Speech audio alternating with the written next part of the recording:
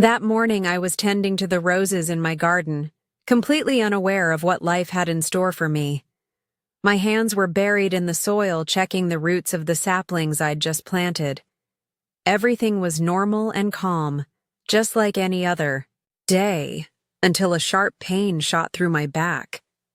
I had no idea what was about to unfold, especially with my step-nephew Taylor being there by pure coincidence.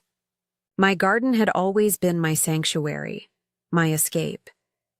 After my husband Robert passed away, it became the one place that truly healed my soul. But that day, everything felt different. I was 67, but people would often say, "Elaine, how do you manage to look so youthful at your age?" Honestly, there was no big secret. I just took care of myself. A healthy diet, regular exercise, and a determination to never lose the young woman inside me. But I'll admit, loneliness had sunk deep into my soul. My beauty might have still turned heads, but inside there was an emptiness I couldn't shake.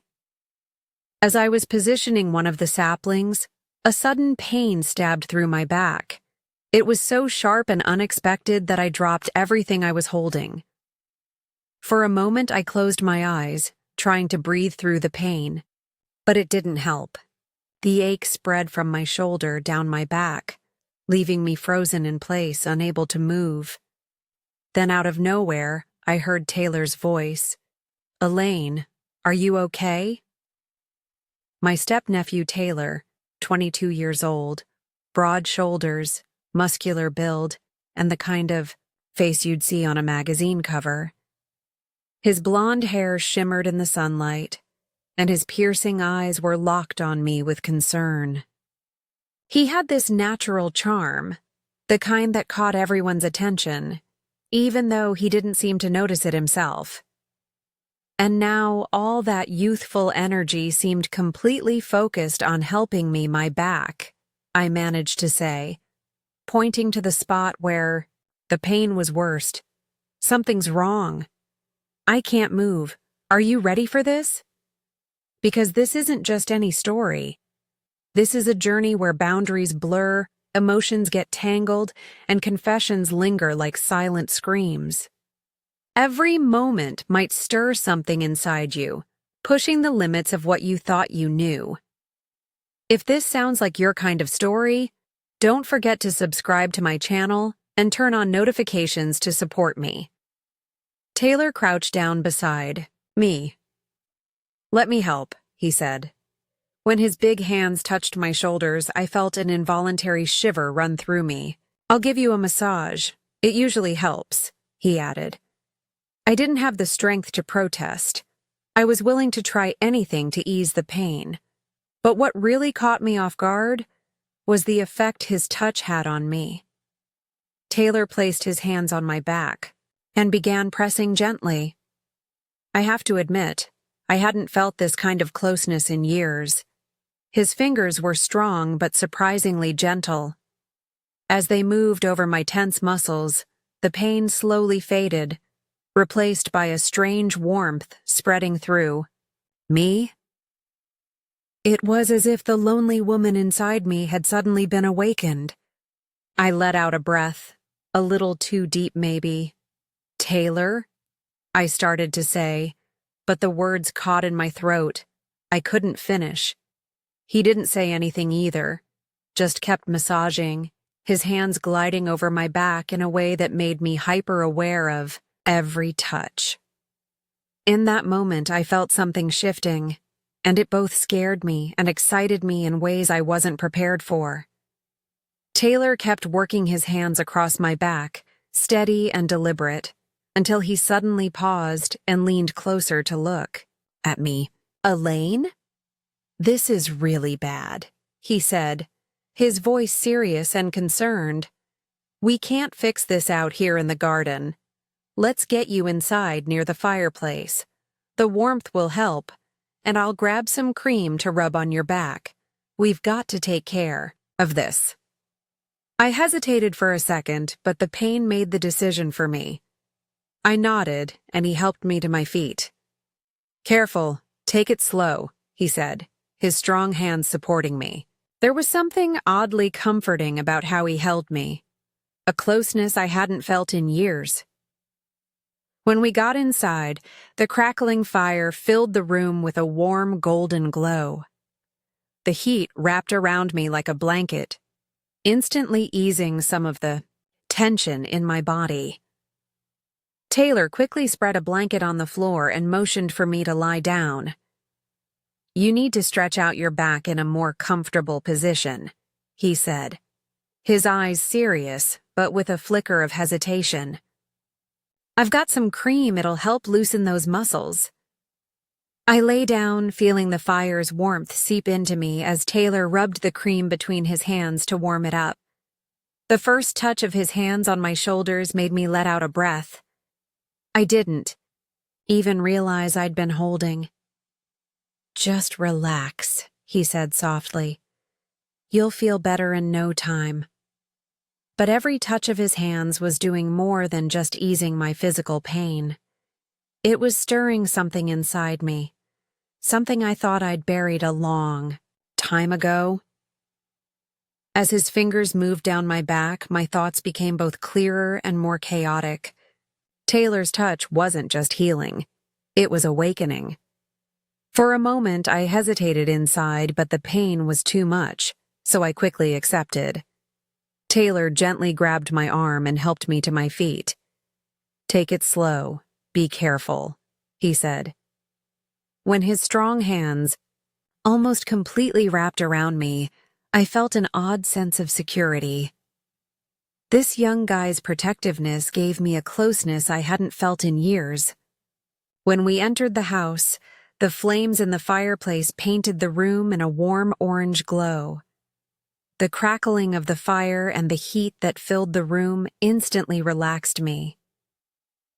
Taylor quickly spread a blanket on the floor and motioned for me to lie down. "You need to loosen your back in a more comfortable position," he said, his eyes still serious but flickering with something softer. "I brought some cream too. This will soften those muscles." I lay down, feeling the warmth wrap around my body, and Taylor squeezed the cream into his hand, rubbing it between his palms to warm it up. The first touch of his hands on my shoulder made me involuntarily take a breath. "Relax," he said softly. "You'll feel better now." But with every touch, I could feel something changing. His hands weren't just giving me physical relief, they were stirring up emotions inside me that I'd buried for years. As his fingers moved over my back, my thoughts were calming but also getting mixed up. Taylor's touch was slow but sure, going deeper in both physical and emotional ways. "It's no wonder your muscles are so tight," he said, his voice carrying a warmth that caught my attention. "You're taking on too much, Elaine. The garden, the housework. You need to think about yourself too." I tried to explain myself. "The garden is my therapy, Taylor." Without it, I know he interrupted, his touch softening just a bit. "But you need more than just the garden. You need someone, people, someone who cares about you." His words warmed me even more than the fire, but they also made me uneasy. I didn't fully understand what he meant, or maybe I did, but I didn't want to accept it. At that moment, his hands moved slightly lower on my back, continuing the massage. The warmth of his touch loosened the tight spots, but inside it was creating a different kind of knot. Being this close to him felt both reassuring and terrifying. "Taylor," I finally said, my voice shaky. "You're really helping, but—" "I know," he said, his voice slower this time, "but everything will be okay. Just relax, Elaine." I could feel his words were more than just simple advice. Like the flames of the fire, his presence was growing closer with every second. Taylor's hands gently slid lower down my back. As each muscle loosened with his touch, a strange sense of unease began to take over me. His warmth moved deeper, slow but determined. In that moment, my mind started to cloud, and an internal struggle was born. Elaine, stay calm, I told myself, but I couldn't seem to control it. As his warm hands moved lower, closer to my shoulders, my heart started pounding. On one side, it was Taylor's proximity, and on the other, the boundaries that years had set in place. Suddenly, the voice inside me screamed loudly, "He's your step-nephew, Elaine. You shouldn't be doing this." The fireplace had filled the whole room with a warm light, but after a while, that heat became unbearable. When I saw Taylor wipe the sweat from his forehead, my eyes couldn't help but drift to him. Suddenly, he pulled up the bottom of his shirt, lifting it off. His muscular, sun-kissed body practically glowed in the firelight, almost like a sculpture. It's hard to explain what I felt in that moment. I hadn't felt this close to anyone in years. "This heat from the fire is too much," he said, dropping his shirt to the floor. His tone was casual, but the depth in his gaze left me frozen. Then his eyes met mine. "Elaine, you're getting really hot too," he said, his voice soft but firm. "You'll feel worse if you keep that shirt on. Let me help you." My words got stuck in my throat. I thought about pushing back, but the sweat on my skin and the room's temperature had become unbearable. Slowly, I nodded. Taylor knelt next to me and reached for the hem of my shirt. I could feel his warm hands on my skin. The touch sent a shiver through me, but it wasn't cold. It was a kind of heat. He carefully pulled my shirt up, gently working it around my hair, and finally took it off and set it aside. At that moment, the air between us grew thicker. His eyes lingered on me for a second before he quickly turned his head away. Still, I didn't need to see his face to know the chaos those looks created inside me. "Elaine," Taylor said, his voice deeper, softer than before. "Do you feel better now?" "I think so," I replied, my voice cracking. My words couldn't hide the storm inside me. It wasn't just the heat. It was the warmth coming from Taylor's presence that was enveloping me. "Come on," he said, reaching out his hand. "Let's go sit on the couch. You're uncomfortable here." I took his hand. The moment our fingers touched, I felt an electricity I hadn't felt in years. As he helped me to my feet, his strong arms kept me steady for a moment. Taylor's protective nature felt so clear, so natural, that the fears inside me began to melt away. When we got to the couch, he gently sat me down. He sat beside me immediately, but he made sure there was enough space between us. Even so, the tension in the room hadn't gone anywhere. There was something unspoken between us, but it was so hard, maybe impossible, to put it into words. Trying not to get lost in the depth of his gaze, I fought to suppress the turmoil inside me. But one thing was clear. Tonight, it was almost impossible to deny the weight of our feelings. After we sat down, the silence between us deepened with the crackling of the fire. My heart was beating so fast in my chest, I could almost hear it. Taylor sitting next to me, his presence, his breath even, was affecting me. Being this close to him made me feel both nervous and strangely at peace. I turned my head for a moment and our eyes met. There was something in his gaze, maybe curiosity, maybe something deeper. In that closeness, it was impossible to ignore. The look in his eyes, deep, intense, but also soft. In that moment, it felt like the world had stopped. Taylor slowly reached his hand out to mine. When his fingers touched mine, a shiver ran through me. He wasn't saying anything, but there was so much in the silence. His gaze lingered on my lips for a second, and in that moment, everything changed. He leaned toward me slowly. He was so close, his breath leaving a warmth on my skin. The voices inside me stopped. There was no right or wrong anymore. In that moment, there was only Taylor's eyes and his closeness to me. I closed my eyes and leaned in just a little toward him. When our lips met, it felt like time had stopped. The first touch was gentle, soft, and exploratory, but within seconds, that gentleness turned into something more intense. His warmth, his breath, the feel of his lips, everything seemed detached from reality. The loneliness, fear, and longing that had built up inside me were somehow merging with him in that moment. This wasn't just a kiss. It was the expression of years of bottled-up emotions, suppressed desires, and maybe even a hidden bond. As the kiss deepened, his hands gently roamed over my cheeks. My hands instinctively gripped his shoulders, the warmth of his skin radiating through my palms. Finally, we both pulled away at the same time. When our eyes met, our breaths were uneven, but the bond between us felt stronger than ever. Was there anything to say?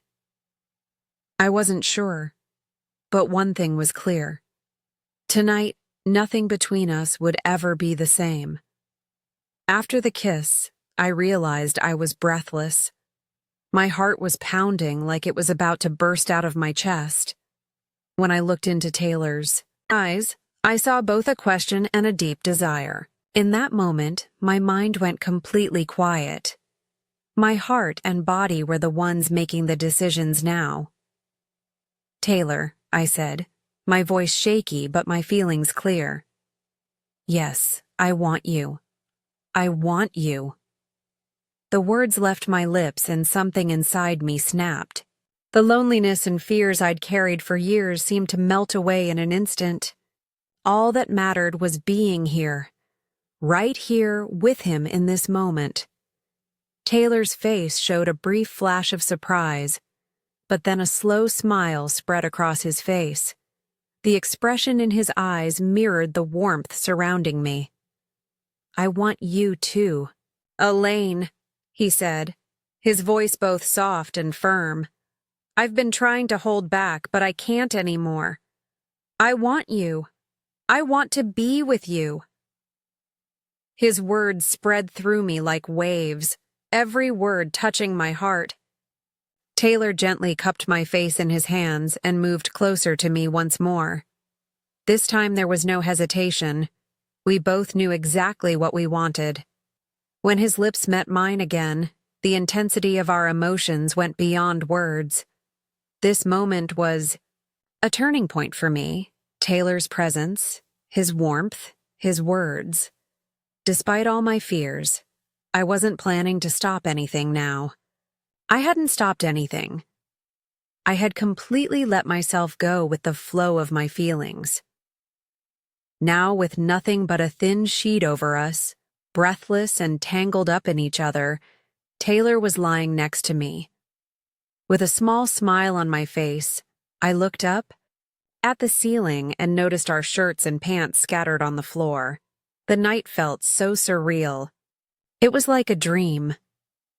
Taylor turned to face me, that captivating smile still on his face. His hand gently touched my cheek, his thumb briefly grazing my lips.